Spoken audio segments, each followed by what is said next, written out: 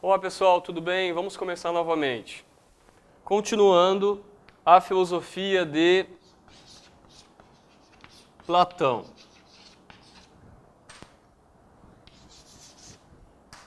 Lembrando que quando se fala em mito da caverna, quando se fala em interior e em exterior da caverna, tanto o interior quanto o exterior da caverna significam conceitos filosóficos na filosofia platônica. No caso, então, do interior da caverna, basicamente, segundo Platão, representa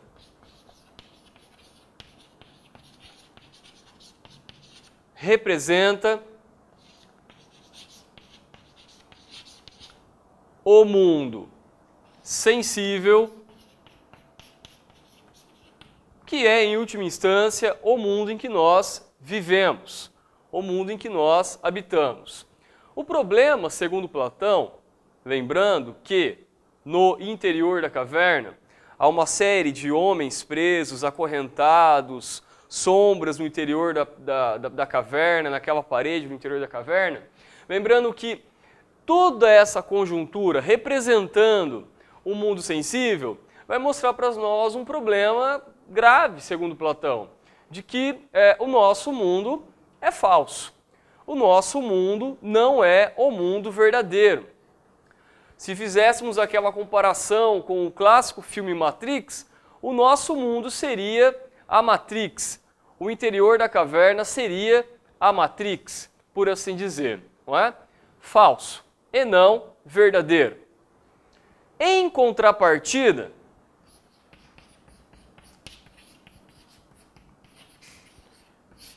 o exterior da caverna, então ok, vamos colocar aqui mito da caverna, para que você não esqueça. O exterior da caverna representa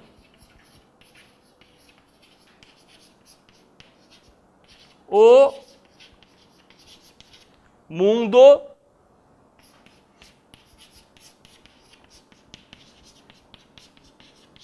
inteligível, também chamado de, segundo Platão, mundo das ideias.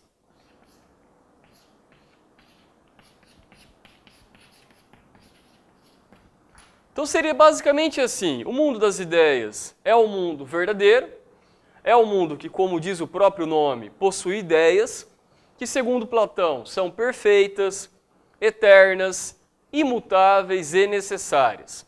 Por exemplo, no mundo das ideias existe uma ideia perfeita de justiça. Uma ideia perfeita de justiça. Ora, esta é a ideia, então, verdadeira, de fato, segundo Platão. Em contrapartida, no mundo sensível, o mundo dos sentidos, o mundo dos sentidos, o mundo em que nós vivemos, há diversas ideias de justiça que, segundo Platão, são cópias imperfeitas de uma ideia de justiça única que existe no mundo das ideias. E aí talvez você pense, meu Deus, que viagem é essa? O que está acontecendo? Pessoal, basicamente você tem que relacionar, como falei antes, com o filme Matrix. O mundo sensível é a Matrix. O mundo sensível é a Matrix. O exterior da caverna representa o mundo verdadeiro pelo qual, naquele filme chamado de Matrix, Neo, Morfeu, Trinity, aqueles personagens lutam pelo mundo verdadeiro. Então o mundo verdadeiro, segundo o filme Matrix, é o mundo pelo qual eles precisam lutar. No caso de Platão, este mundo verdadeiro é um mundo que quem terá acesso será o filósofo. Então seria basicamente a seguinte reflexão em Platão. O homem que sai da caverna, o homem que se desfaz das correntes, o homem que se liberta da escuridão, o homem que alcança a luz, esta luz que ofusca a visão daquele homem, mas ele enfrenta então este ofuscamento da visão e contempla o sol, e contempla então aquele mundo totalmente diferente que ele não conhecia até então. Este homem, para Platão, representa o filósofo. Anote isso.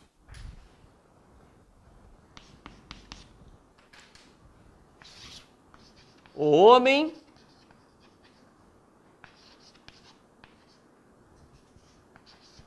homem que saiu do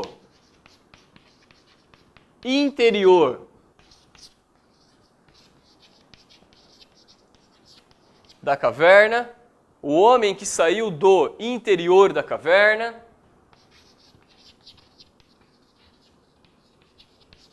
representa o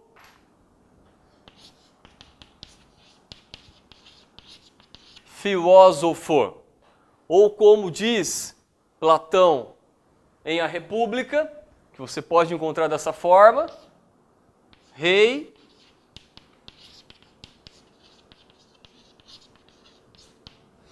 filósofo. A obra República é também, sobretudo, uma obra de filosofia política, não é?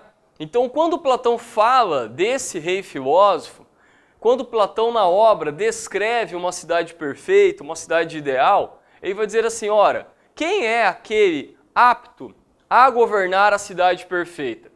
O filósofo. Platão não é um filósofo que vai defender uma forma de governo democrática.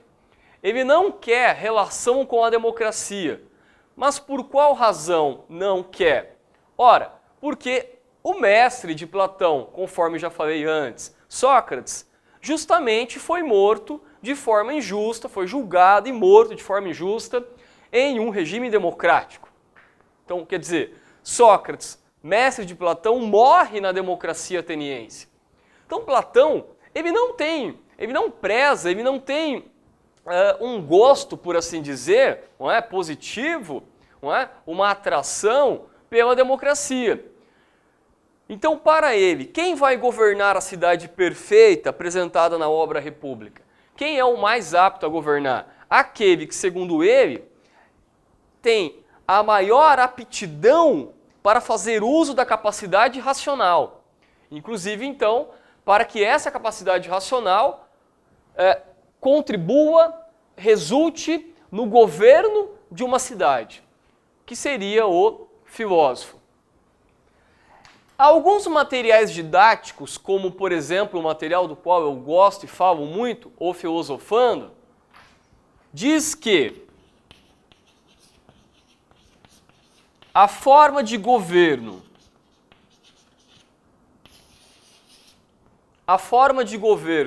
apresentada por Platão é a sofocracia. Ah, Fabiano, mas não existe essa forma de governo. Realmente, não existe. Platão inventou, ok?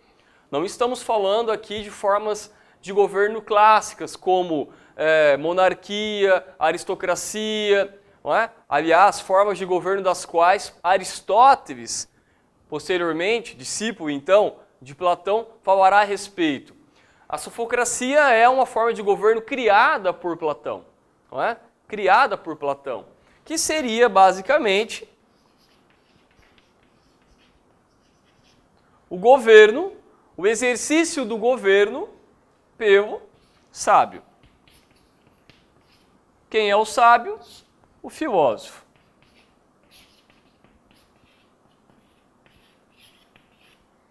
O filósofo é o sábio. Cabe então ao filósofo governar a cidade. Então, por mais que seja bonito a gente falar que todas as pessoas poderiam sair da caverna, não é? Eu lecionar uma aula dizendo assim, não, você também pode sair da escuridão e alcançar a luz, você também pode sair da ignorância e alcançar o conhecimento. E nós falamos isso em sala, não é? Nós, professores de filosofia, e também, obviamente, as professoras de filosofia, nós que lecionamos filosofia, nós falamos isso. Porque nós realmente acreditamos hoje que o estudante justamente consegue, então, a partir de um aparato, a partir de um conjunto ali de obras e de estudos, consegue sim sair, não é, digamos, de uma escuridão, de uma ausência de conhecimento para alcançar o conhecimento. Nós acreditamos nisso. Agora, a questão é que para Platão, o filósofo que justamente conseguiria sair da escuridão, que seria a ausência de conhecimento, especificamente ali para alcançar, não é, o mundo das ideias, o conhecimento de cada ideia existente no mundo das ideias.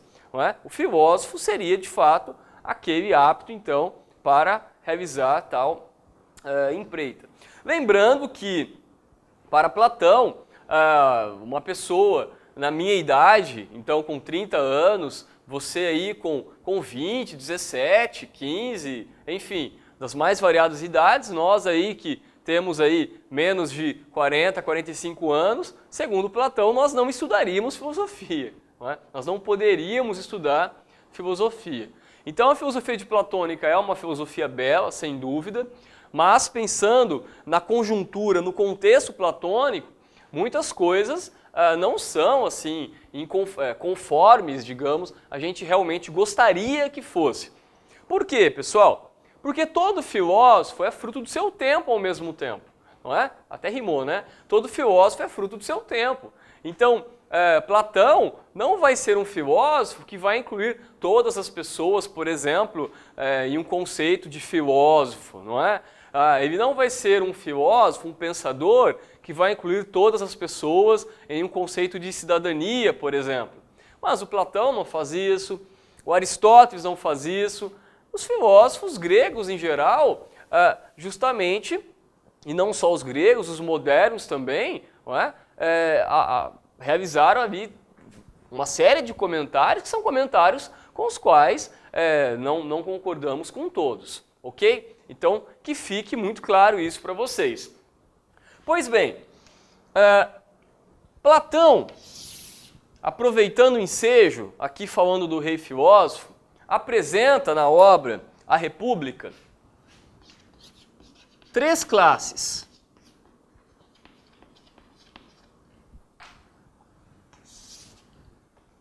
Três classes de indivíduos que justamente compõem o cenário da cidade perfeita. A primeira classe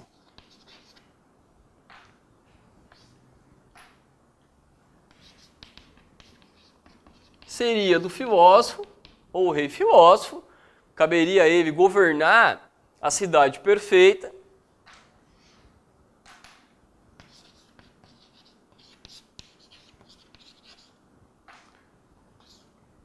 A segunda classe seria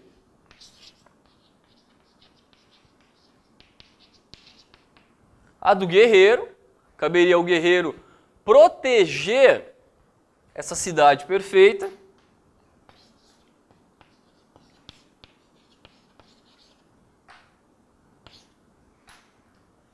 E a terceira classe seria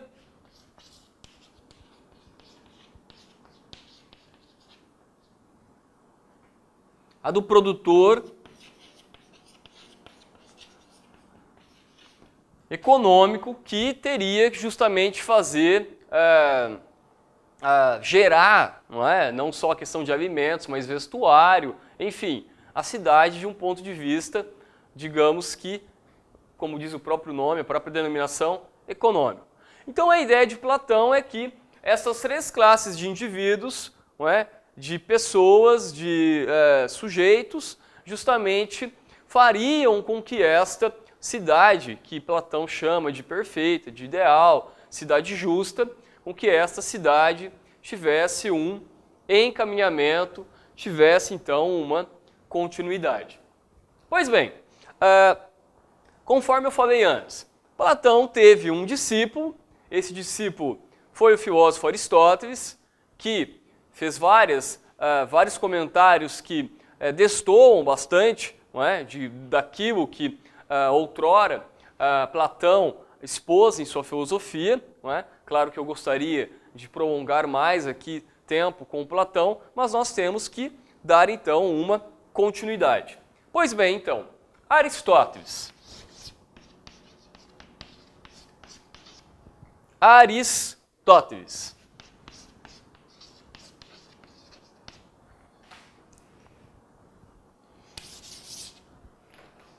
Aristóteles tem uma filosofia extremamente vasta. Quando eu digo vasta, entenda como vasta, ampla, repleta de obras, não atuou tão somente nessa ideia que a gente tem aí de filosofia, ciência humana, atuou também na área da física, na área da biologia, zoologia, não é? Aristóteles atuou em diversas áreas do conhecimento. Vamos começar então por um tópico, por assim dizer, das obras de Aristóteles que nos interessa então. Aristóteles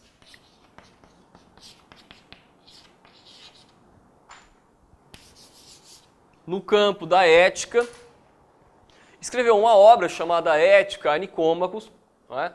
Esta obra é literalmente na filosofia da universidade, na chamada filosofia acadêmica, é um clássico extremamente estudado, é uma obra que consta aí nos materiais também de filosofia do ensino médio, não é? Então é uma obra fundamental. Ok, a obra Ética Nicômacos de Aristóteles é uma obra em que ele, ao apresentar a ética, vai dizer que no campo da ética, por assim dizer, o conceito primordial é o conceito de felicidade.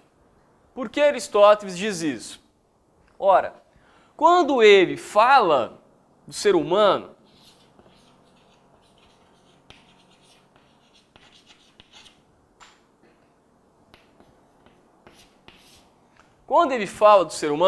ele entende que cabe ao ser humano,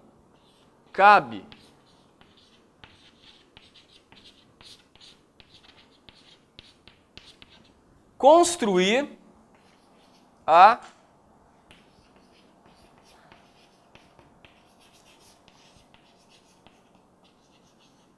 eudaimonia. Eudaimonia, basicamente, se nós fôssemos traduzir, seria o mais próximo da língua portuguesa, seria felicidade.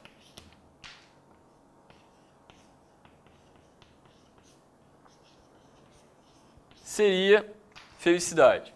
Cabe ao ser humano construir a felicidade. Agora a questão é, como que esta construção vai ocorrer? Como que a construção irá ocorrer? Como que o ser humano vai construir a felicidade? Basta fazer o que bem entende? Não é? Então vamos mentir, vamos roubar, não é? Vamos ser corruptos e aí então seremos felizes. Seria isso para Aristóteles? Na verdade, não. Não. Para Aristóteles, entenda bem, para que felicidade seja construída de forma autêntica, cabe ao ser humano agir segundo aquilo que ele chama de virtudes. Ações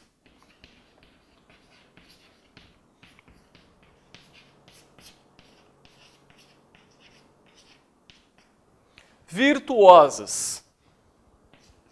Palavra que vem da palavra virtude. Para Aristóteles, virtude seria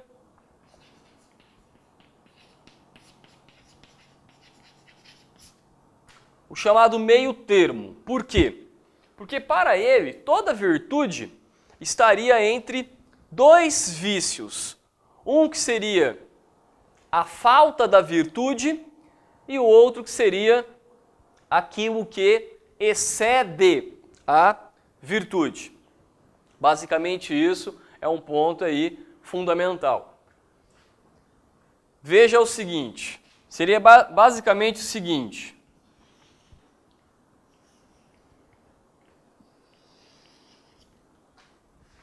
seria basicamente o seguinte: vício,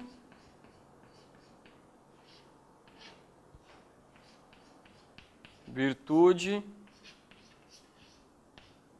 vício. Então, a virtude é o meio termo, estaria entre dois vícios. Imagine, então, a virtude da coragem. A falta da virtude de coragem seria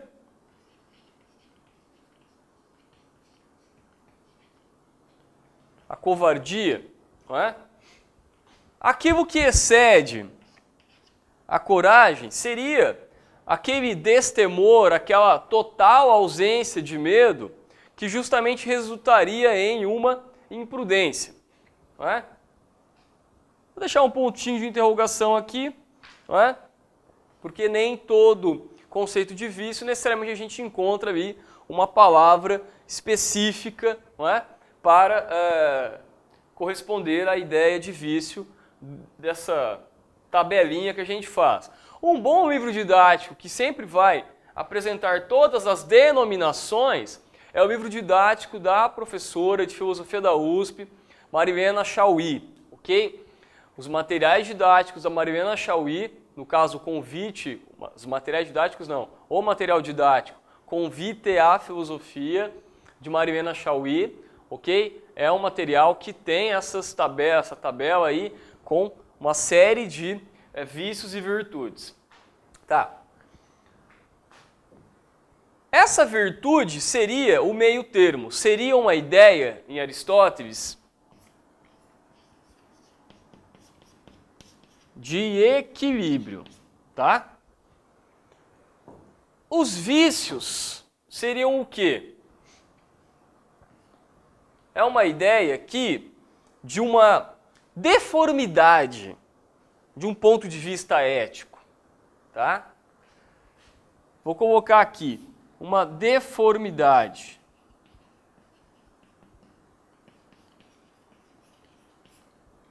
Então é a ideia de que a pessoa, moralmente, eticamente, aqui eu não irei ficar fazendo uma série de distinções entre ética e moral, entenda bem isso, mas seria que a pessoa, de um ponto de vista ético, ela justamente tem uma deformidade, não é? Quer dizer, ela não age segundo aquilo que se entende por uma ação virtuosa.